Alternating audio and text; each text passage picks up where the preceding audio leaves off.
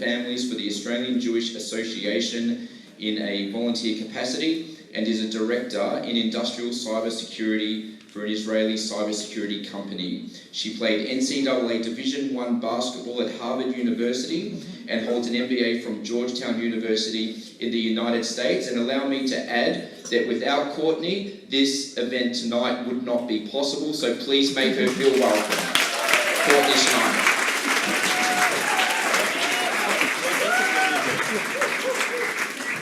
Thank you, everyone, for being here, and a very special thank you to Morgan for putting in the hard work to make this happen, and for Catherine for flying. She's already flown away.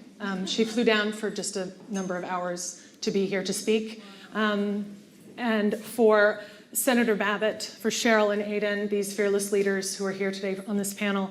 As Morgan said, I'm a mom of 3, I'm a parent, I have 3 children. I have them in state schools, I have them in private schools. And Kat's talk was incredible. There are a few people in this country that are doing more than she does on this fight, okay?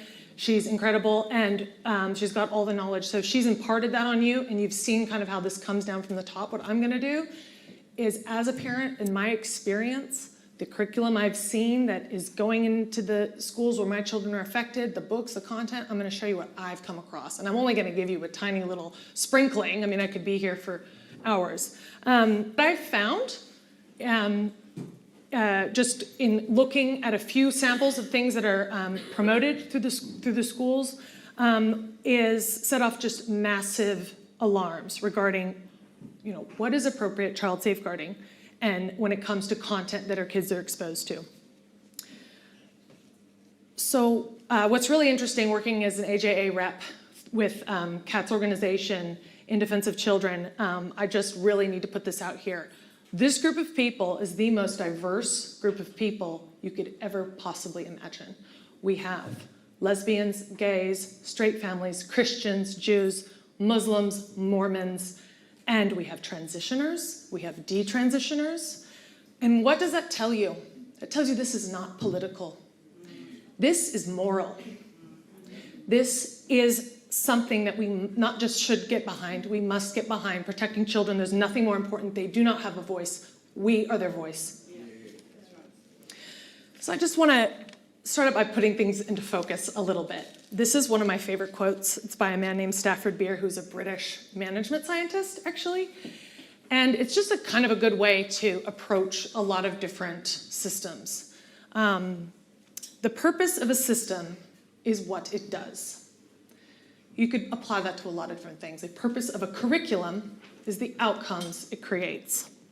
Let's look at just a couple data points. These aren't perfect data points, but it gives you some perspective. In 2011, you had 12 referrals in total to the Royal Children's Hospital Gender Clinic. With 12 referrals, you don't have a waiting list. In 2019 and 2023, there were Freedom of Information requests, which is data that is very difficult to get. And what they managed to receive were the waiting list numbers of minors waiting to receive medical interventions. That number has exploded from 472 to 1,290 in 2023. So, okay, there's some data points. And then just another quick data point is in March of 2024, it's been reported in a number of reports that violence in the education system is escalating at a very sharp rate. This includes assault, stalking, harassment, and it's at its highest levels we've seen in 3 years. So coming back to the goals of these well-being programs, the goals are, they sound great. Prevent bullying, prevent violence against women, promote respectful relationships. So, are these programs actually managing to attain these outcomes? So, I'm going to take you in a little bit of a deep dive into a couple examples of what we really mean by these, why these programs cause some issues. So from a very young age, now this is all, you can grab this right off the internet, they're all in different grade level PDFs, okay? And what we notice in these early year levels is that from a very young age, the concept of gender is introduced. Now you may ask, well, what's wrong with the concept of gender? That's a word, I get it. The way these folks define gender is dissociated from your physical biological sex, okay? So children are taught of a concept that disassociates them from their bodies. If anyone is familiar with psychological dissociation, it is a coping mechanism where a child disconnects with their body or their experiences to deal with stress, trauma, or overwhelming situations. This is not a healthy practice, in my opinion. These lessons are manufacturing confusion at a very young age. So you see, sorry, go back real quick. You just see like the amount of times gender ideology words, certain terminology is mentioned throughout these things, and then by year 7, they're just given facts, facts. There is a third gender called transgender. And then they start introducing porn. This isn't something that's like run by you ever. And if you ask to see it, I'll get to that later. Next slide, please. Next slide. So one more thing on the Respectful Relationships curriculum, because we only have 15 minutes here. There's a glossary of terminology, and I want you guys to really understand that this ideology or this way of thinking or this worldview is a very powerful tool when you look at just words, okay? If you can control speech, you can control minds. If you're not on board with this, you don't have to be, okay? I look at a lot of these words and I'm not a buyer, okay? I don't have to accept cisgender, these are not things that have the consensus of Australian parents or Australian non-parents, or, this is not a collection of language that we have to take on, okay? This is activist political language. Once you get up to the upper levels, you're looking at highly sexualized stuff. Just it goes right into children and young people are sexual beings and should be provided age-appropriate and compelling materials. Compelling, like. So this is expository. It speaks for itself. There's so much more, and these are just little crumbs for you to get the idea of what this curriculum is doing. Next slide. The next sort of wave here that they are testing out in schools is called Building Respectful Relationships. This is a 208-page document you can grab right off the internet. I've printed out one back there if you want to look through it. Please don't take it home. I only have one. This program takes a whole of school approach. So it's not going to be limited to your health lessons, your well-being lessons. It's going to take a whole of school approach. This document is a fire hose of gender ideology. So whether you're on board with this or not, it's controversial. Schools are not in the business of teaching controversial topics. Every single page, practically, in this document has the word gender on it multiple times, okay? So there's that part of it. These are exercises that they give teachers to do with the kids. You can see here, this is make a personal ad for yourself, for your future partner. Lustful, sexy, generous, funny, and sometimes shy, seeking sexy freak out with similar, okay? I'm reading this too, it's offensive, it's disgusting, but if you are not absorbing this, your children are, okay? We have to face this. This is the worst thing I think I've probably ever seen. Gender cards. You gotta pick out the little cards that you like for your partner. They go through puberty. They don't like having sex. It is illegal for someone who has not gone through puberty to have sex. This is illegal. They have pubic hair. These are children. People who give children this type of materials, we have a word for these people, okay? Here's another one.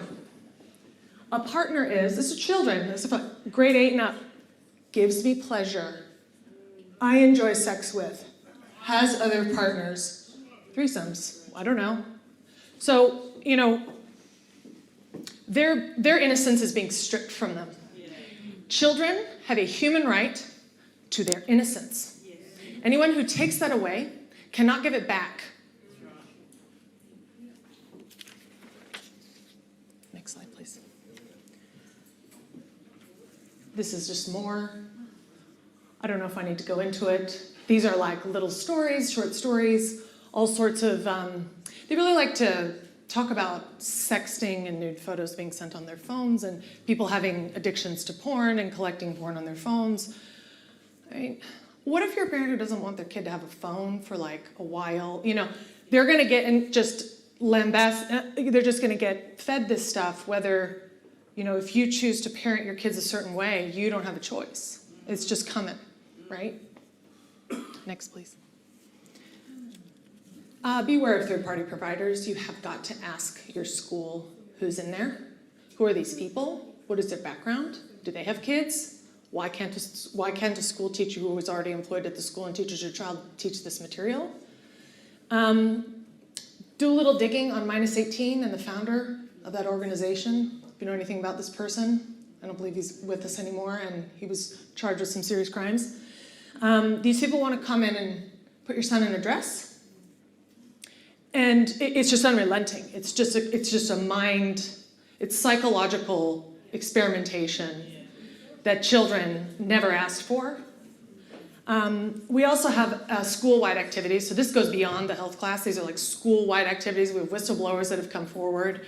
We have interviews that are sponsored by the school for middle school kids about their sex lives.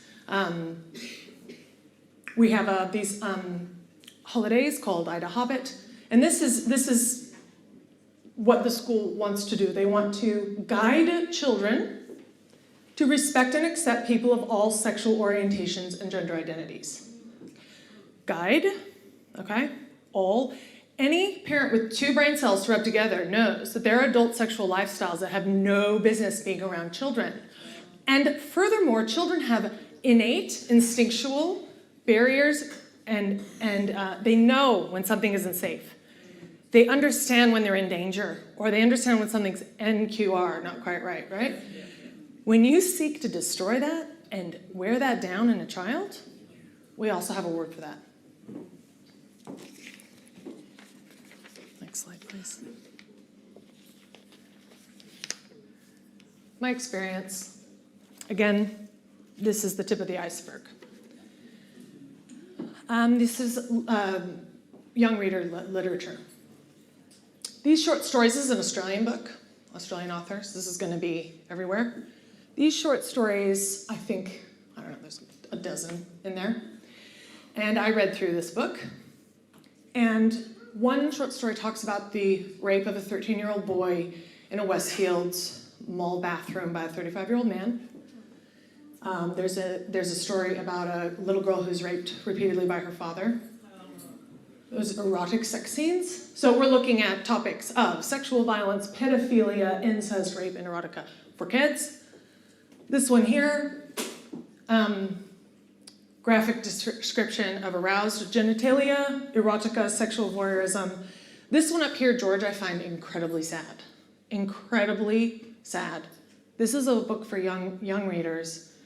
And some sick person, adult, wrote a book about a child who's in the bathtub looking at his body, okay, and hating it, seeing it, a description of this child seeing their body. So this is a born in the wrong body thing. This is just terrible in my opinion, like a little small child. And then this final one is graphic conversations discussing sex and erotica. Now, this is not a book banning issue, okay? First of all, we have been selective since the beginning of time of what books that we put in front of our children, just like any other content we put in front of our children. The definition of being a good parent is discernment, okay? Secondly, who's writing these things in the first place? Why is that legal? Next slide, please. Senator Babbitt touched on this. This is, sorry you have to see this. But this is the Prime Minister's Literacy Awards. This is a finalist. This person received at least $5,000 or so. So are we grooming young girls into OnlyFans careers now? And this is just pure disgust. It's demoralization. This is our culture. It seeks to demoralize you. Yeah. Next, please. I'm sorry. Warning, go up. I have to warn you guys. And again, I apologize, but if we don't face this crap, our kids are going to, and their innocence is going to get taken from them. Okay? This book, so here we go. This guy. You saw the images. First of all, this is an unclassified book. We have found 2 copies of it in the Glen Hour library system, and we have submitted a complaint and have not heard anything. Okay? And thank you for not bringing your children along tonight. This book is a technical manual to provide sexual instruction to children and advise on sexual pleasure. I'm also going to say, just because we have to really be aware of what's going on, there is a graphic, and this is for kids, there's a paragraph on the act of fisting. Now, this is a sexually violent act. This is not something, most adults are a bit traumatized by this. Imagine what this does to a young mind. Young minds cannot process this stuff in any sort of way that is healthy at all.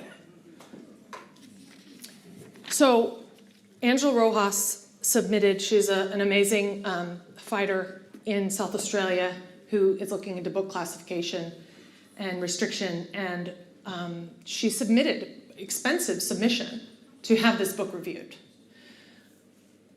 Tristan Sharp of the Australian Classification Board responded, declined to classify that book with those images you just saw, and said, in the board's view, this publication can be accommodated in the unrestricted classification as within the context of publication. It is not high in impact or offensive. And the treatment of sex and nudity is also not high in impact and not exploitative, offensive, gratuitous, or detailed. The board does not consider that the publication contains material that offends a reasonable adult to the extent that it should be restricted. So Tristan, as at a minimum, neglected his duties to his post. Okay, at a minimum. Now, everybody, I'm going to wrap up. We are not asking for a lot, okay? 1, we don't want our children disassociating from their own bodies. We want them healthy, spiritually, mentally, and physically whole.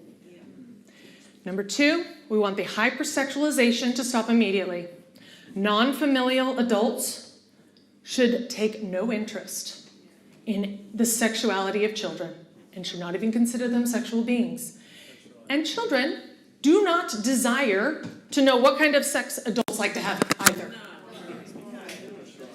Lastly, I want to make a very specific request. Us moms are great bloodhounds, okay? We can sniff this stuff out. But let me say, fathers, uncles, grandfathers, male leaders, we need you. You are irreplaceable and required to win this fight, okay? Yep. Parents, you are the expert on your children's education. Do not let anyone, government, not teachers, not psychologists, and not book classifiers, to tell you otherwise. It's time for parents to take back control of protecting kids in schools. Thank you.